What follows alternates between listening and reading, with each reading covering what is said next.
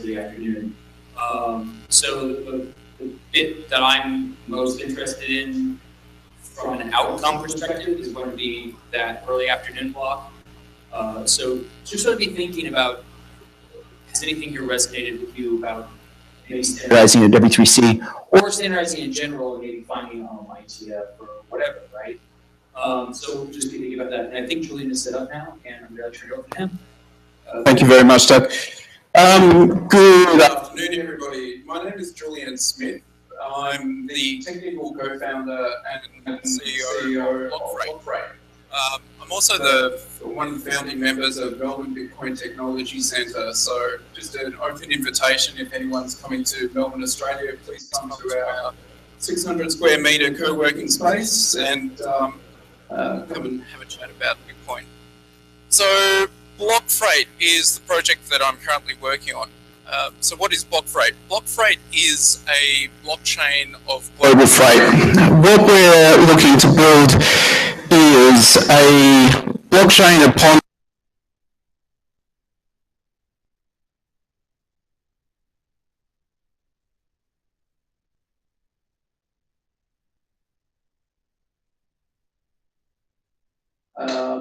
essentially seeing ourselves as a way to make more efficient the global supply chain for container freight. That is about 90% of all the products that we use have spent time inside of a cargo container. So how the Blockfreight network works is we have a counterparty asset. That counterparty asset is the Blockfreight token. We retail that token for $1 per token, and it acts as a network fee. So parties on the network announce a transaction into the network, which is essentially a XML JSON documentation or a bill of lading. And upon verification, validators in the network include those transactions into a block. So we're using Counterparty. It's built on Bitcoin. We're looking at a permission ledger built on Tendermint.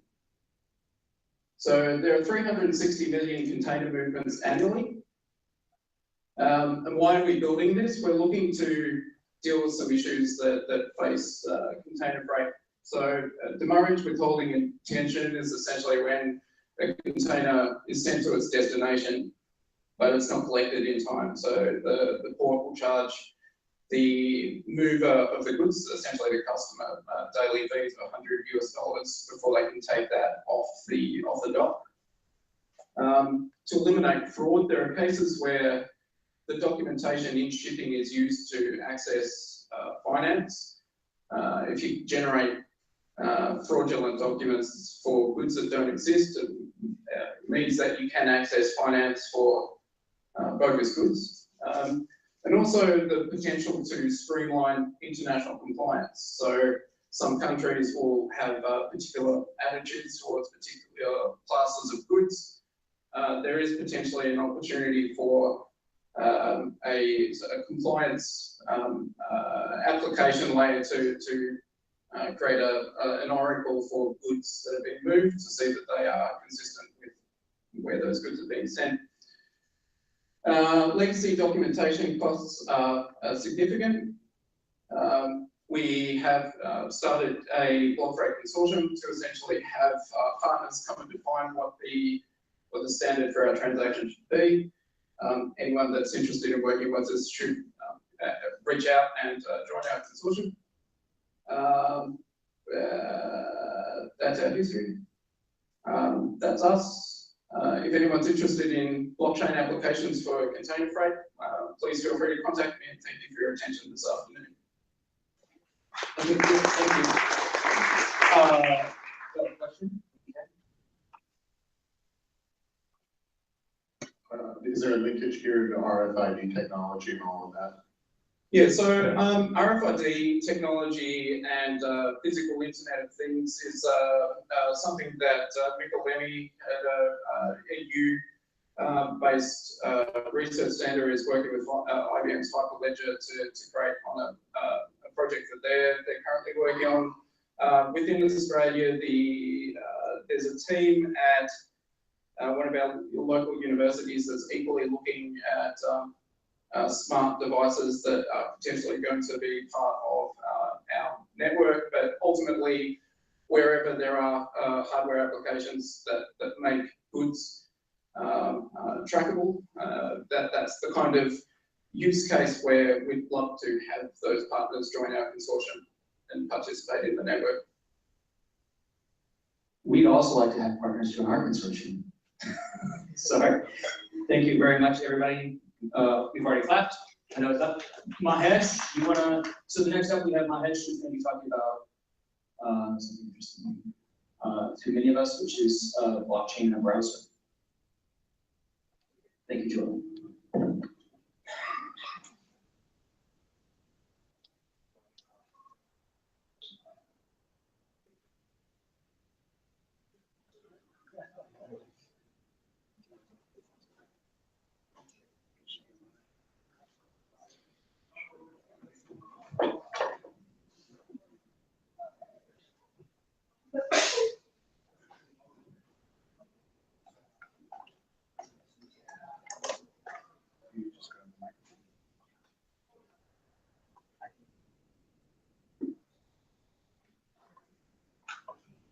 So is there anything that people want to make sure that we talk about tomorrow?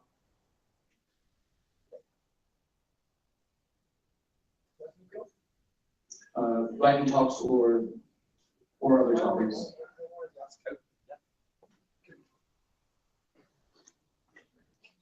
I enjoyed what we talked about today so much. I'd like to talk about it again, except for in highly condensed form. So like there's like the best of from today, like the 15 major outcomes, so if we could look at them and then build on it. I would love that. I can't think of it right now because it was all fractured. Yeah, so tomorrow, like I said earlier, we're going to try to summarize some of the things that we talked about today. I think different bits are going to be interesting to different people, so I don't think it is the top 15. But everybody, we can certainly have, I mean, that's what the dot voting thing is that Christopher is going to help us through, is going to expect me to identify those things, and that's really afternoon. Thanks. I'd like to spend a bit of time to figure out how we're all going to keep in touch with each other once the workshop's over. And specifically, I'm thinking non-email, not IRC. As much as I hate to admit it, Slack has been really good at keeping people together after workshops and things like this have happened. So I'm wondering if we could add everyone to a Slack channel and then see where that goes. That sounds like a good idea. I think maybe we can try to set that up tonight, maybe, or tomorrow morning or something.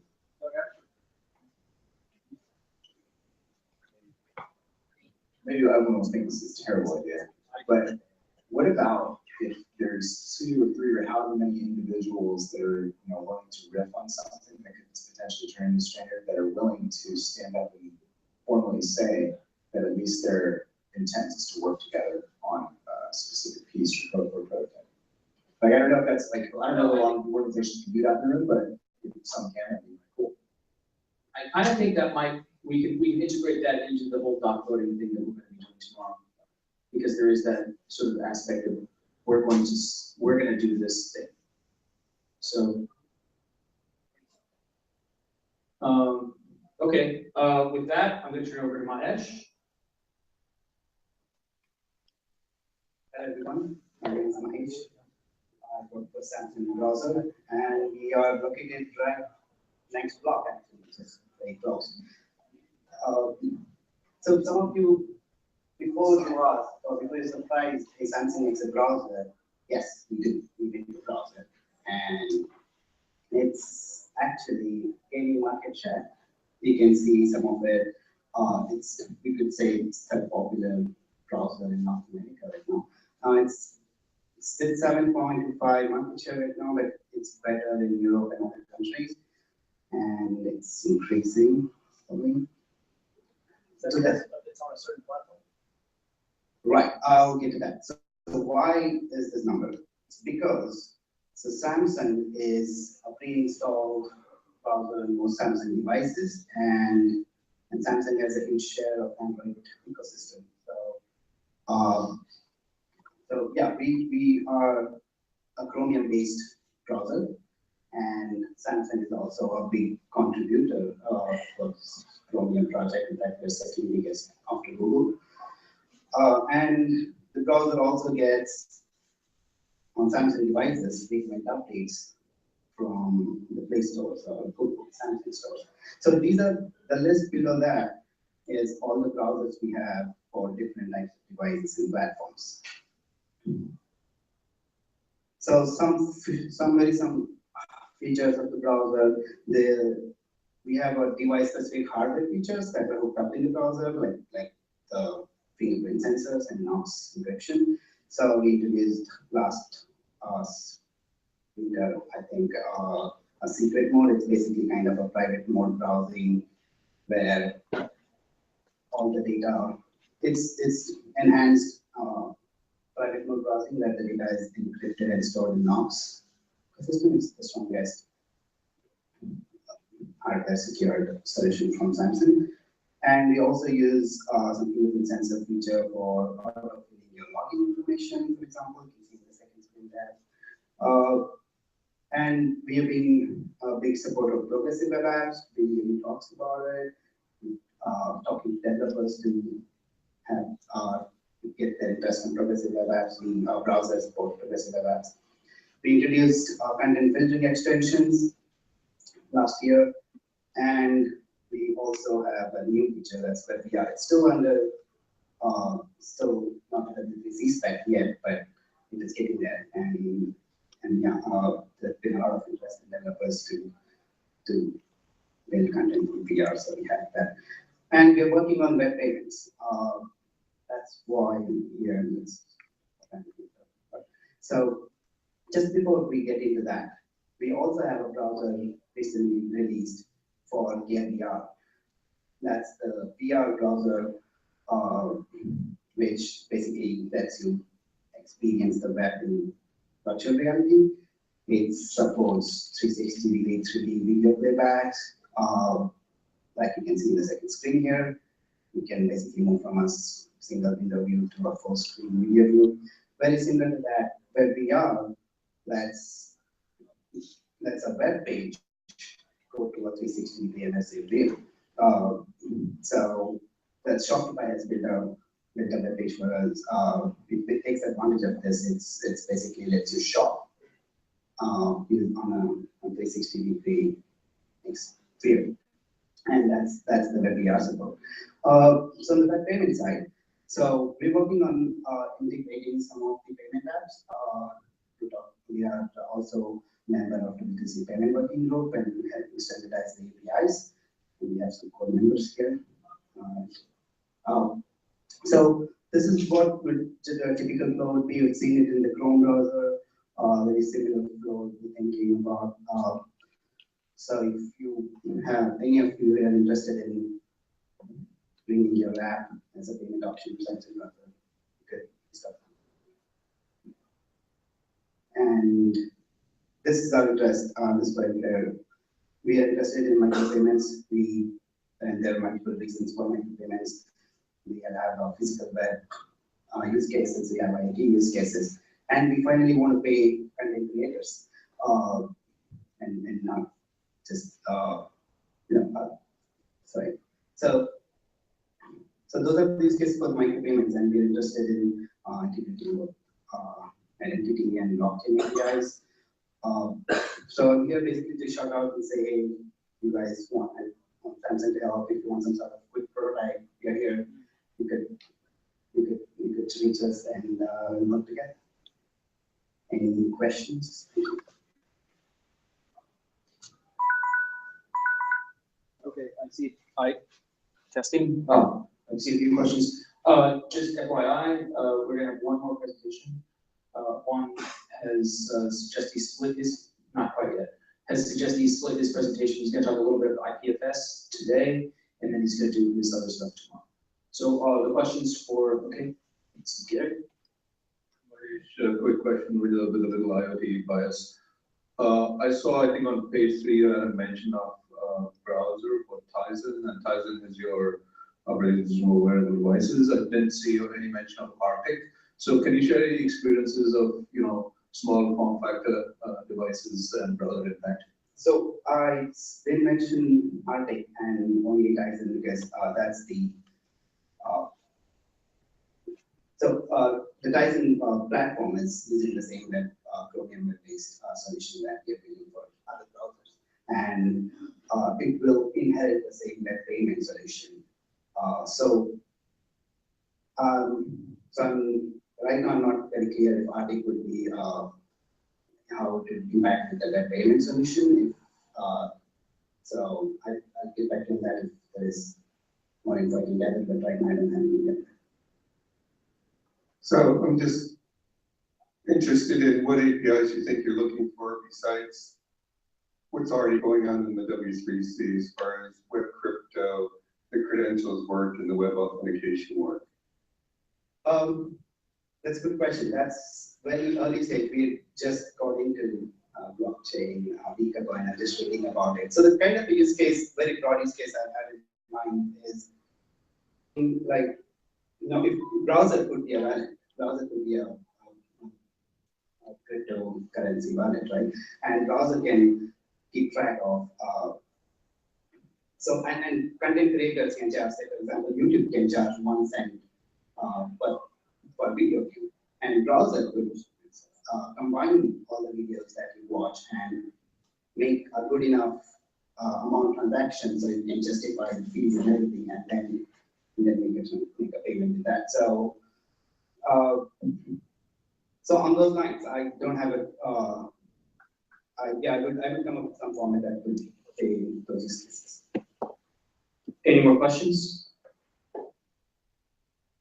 Okay, great. And to close this out, we're going to have Juan talk about IPFS and the future of the internet. Thank you.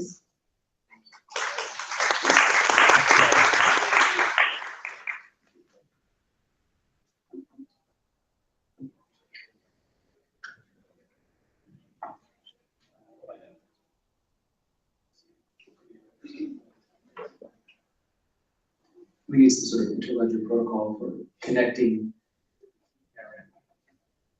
devices. Could you put it on the web? I mean, it's on the web already? I can put it on the web. You have to take a look at this. I think I have a couple answers to that. Is there no way to all right.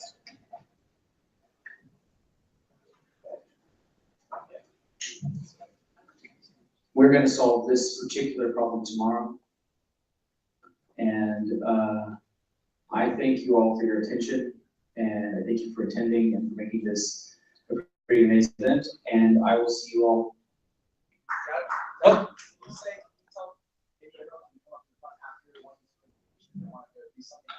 Oh, sure. So yeah, so Juan's not gonna, we ran into technical problems, so he's not gonna do this presentation. So we're gonna go tomorrow. Juan's gonna talk tomorrow. So we're gonna get started at 8:30, if that's kosher with everybody. I think probably, what's that? It's, no, we're not there. So at 8:30 tomorrow, probably, we'll try to do a little bit of summary in the morning, and then we'll try to start straight into the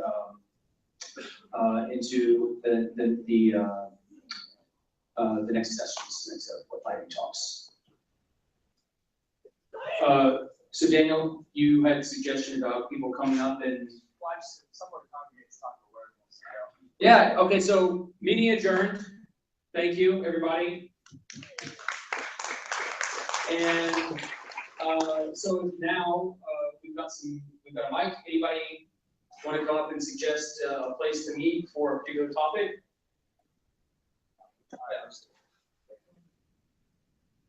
So we heard a couple of suggestions before, and in the windup. So what were those suggestions again? Someone said Saint something's fire or Meat Hall. Okay, Meat Hall, and there was like one other one. I just want to make sure I restated them as possible options. Something Saint, something. Something sane. Firebrand Hey, if they're not here, they could have been too invested in drinking at that place. Okay, Meat Hall, is that the place that everyone likes? It's pretty cool around here? It's not Firebrand Saint. What? Firebrand Saints is the other. And that's outside seating. Outside seating, I'm told. But the But the food at Mead Hall is apparently not great, so if people want to, I mean, it's pub food, but We've got a bunch of locals, or we have some locals around, I am among them. So if you are looking for a particular kind of food, you feel free to ask. Decent, good beer selection, Mead Hall or Cambridge Brewing Company. So is there a feeling in the room? It'd be cool to get it. what is the place? Best beer is Mead Hall. Best beer selection is Mead Hall. I couldn't remember the name, what's it called? Firebrand Saints, she says, has good beer and good food. I've never been there, I don't know. That's pretty close. I looked it up on the map. It's like 2 blocks. Are there particular topics people want to get together to talk about? That might be more interesting. I'm going to talk about identity actually being here. So one thing I'm happy to talk about, I'm going to show a demo tomorrow. Browser actually resolving blockchain identities inside tabs based on what type they are. So if it's a person or something else, I'll show that demo tomorrow, but I'm happy to talk about it tonight. So. Also, for people into the DAO, for folks that are into the DAO, distributed autonomous organizations, some of us will probably be talking about the automated legal entity project and how you could have a DAO that was basically mirrored what secretaries of state would be looking for to create a corporation or LLC and annual filings and dissolve it, or federally chartered entities, just to trade, like how can we make it so we can sue and be sued, be a legal entity, and automate it. And where are you going to drink that? Say that again after 4 drinks. Yeah, none of that. It's probably Firebrand Saints. Firebrand Saints, automation of drinking. Where are you going? All right, I might go to the Firebrand Saints. They said they have good food, and I haven't eaten since yesterday, so Yep.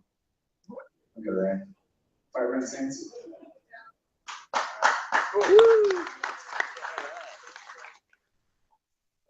Bye, everybody.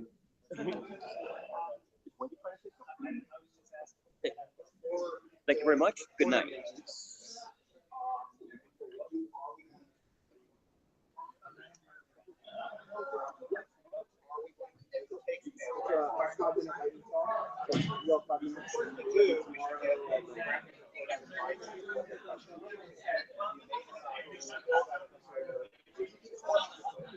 I'm just concerned. Yeah.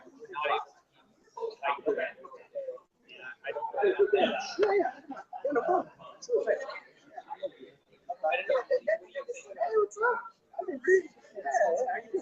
Yeah. They won.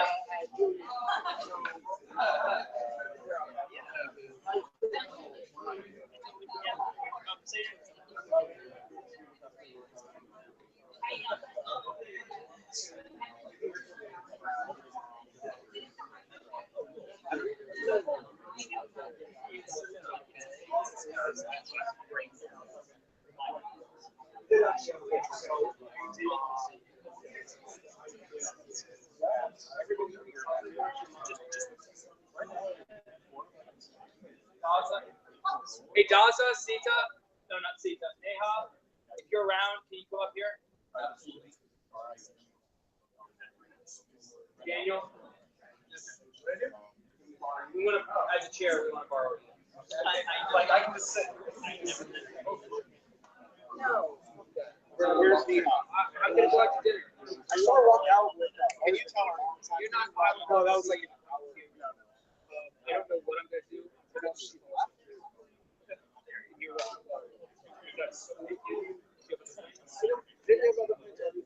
right now.